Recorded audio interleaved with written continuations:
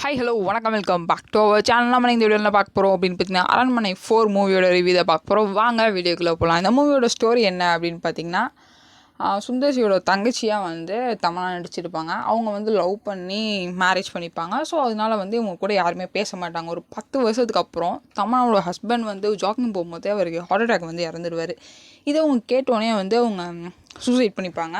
அதுக்கப்புறம் அம்மா கண்ணு முன்னாடியே சூசைட் பண்ணிக்கிட்டாங்க அப்படின்னு சொல்லிட்டு அவங்களோட ஃபஸ்ட்டு பொண்ணு வந்து என்ன ஆகிடும் அப்படின்னு பார்த்தீங்கன்னா, தடுக்கி விழுந்து கோமாக்கு போயிடுவாங்க.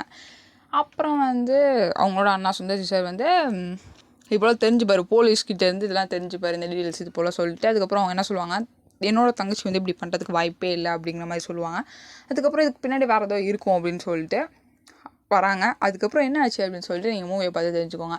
மூவி வந்து எப்படி இருக்குது அப்படின்னு பார்த்தீங்கன்னா, காமெடிஸ் ஆச்சு இருக்கும், ஒர்க் அவுட் ஆகிருக்கும் அப்படின்னு பார்த்தீங்கன்னா, ஒரே ஒரு சீன் தான் ஒர்க் அவுட் ஆகிருக்கும் அப்படின்னு சொல்லுவேன். பேய் அடிக்க போகிறேன் அப்படின்னு சொல்லிட்டு எல்லோரும் ஒவ்வொரு எக்யூப்மெண்ட்ஸ் வந்து வச்சுட்ருப்பாங்க. உண்மையிலே அந்த சீனுக்கு வந்து உண்மையிலே தேட்டரே உங்க கூட சேர்ந்து சிரிக்கும் அப்படின்னு தான் சொல்லணும். மற்ற எந்த வித ஜோக்ஸுமே வந்து அவ்வளோக்கா வந்து ஒர்க் அவுட் ஆகலை அப்படின்னு தான் சொல்லுவேன். அப்புறம் வந்து அந்த செட்ஸாக இருக்கட்டும், அப்புறம் அந்த விஎஃப்எக்ஸாக இருக்கட்டும், எல்லாமே வந்து உண்மையிலே சூப்பராக பண்ணியிருந்தாங்க. நிறைய பிஜிஎம் வந்து உண்மையிலே வந்து சூப்பராக இருந்துச்சு. சாங்ஸுமே நல்லா இருந்துச்சு அப்படின்னு தான் சொல்லுவேன். நிறைய புது புது கான்செப்ட்ஸை வந்து உள்ளே கொண்டு வந்துருக்காங்க. அதெல்லாம் உண்மையிலே வந்து கொஞ்சம் டிஃப்ரெண்ட்டாகவும் நல்லாவும் இருந்துச்சு.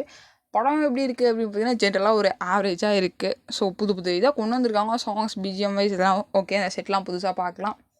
ஸோ காமெடி வந்து பெருசாக எக்ஸ்பெக்ட் பண்ணி போக முடியாது அப்படின்னு தான் சொல்லணும். ஸோ இதான் இந்த மூவி ரிவ்யூ. இதே போல் இன்ட்ரெஸ்டிங் மூவி ரிவ்யூட மாதிரி அது என்ன பை பை. தேங்க்யூ.